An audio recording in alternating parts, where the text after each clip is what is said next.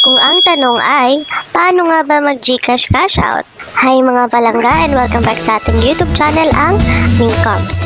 So sa mga hindi pa po nakapag-subscribe sa ating YouTube channel ay huwag po kalimutan i-hit ang like and subscribe button para lagi po kayong updated sa mga bagong videos na ating upload. Sa videong ito po ay pag-uusapan natin kung saan nga pa pwede makapag-Gcash cash out. So una po, pwede tayo makapag-cash in at saka cash out sa mga tindahan. Malaking tulong din ang mga tindahan na nag-o-offer ng cash in at saka cash out sapagkat madali lang silang puntahan. Yun nga lang po, syempre nagcha-charge po sila. Like for example po, sa 1,000 pesos niyo po ay nagcha-charge sila ng 10 to 15 pesos. Bali po yung transaction process nito is isi-send mo doon sa tindera o sa may-aring ng tindahan via Gcash yung halaga na gusto mong ipa-cash out.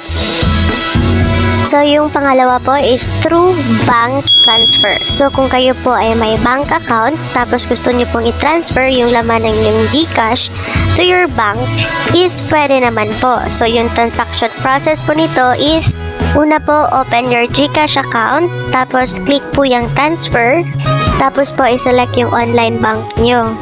Tapos po, enter the amount, the account name, at saka yung account number ng bank. Pagkatapos po niyan, isi-send money na po. So, for bank transfer po, ang charge po is 15 pesos per transaction. Pagkatapos po niyan, is automatic na po siyang magta-transfer sa iyong bank account. At pwede na po ninyo siyang i-withdraw or i-cash out. Ang dali lang po, di ba? Pangatlo po is through Palawan Outlet. Ang Palawan Express Pera Padala po ay nag-o-offer ng cash in at saka cash out. Pero po, hindi lahat ng Palawan Outlet ay nag-o-offer ng cash in at saka Gcash cash out. Selected lang po yung mga outlet na nag-o-offer ng cash in at saka cash out.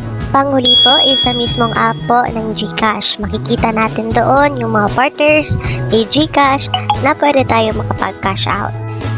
So, ayan po, sa mismong dashboard ng iyong Gcash application, puntahan yung fund management and then i-click yung cash out. Pagkatapos po is i-click yung view all sa may gilid at ayan po, makikita na natin yung mga official partners ni Gcash sa pag-cash out ng ating pera.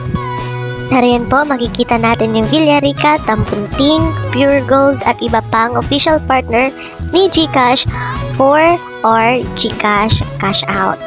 So, yun lang po and I hope na nakatulong tong video na ito lalong-lalo na sa mga nagtatanong kung saan nga ba pwede makapag-Gcash cash out. At kung nagustuhan nyo naman po itong video na ito, pakihit naman po ng like and subscribe button para lagi po kayong updated sa mga susunod na videos na aking i-upload. Maraming salamat po sa inyong panonood.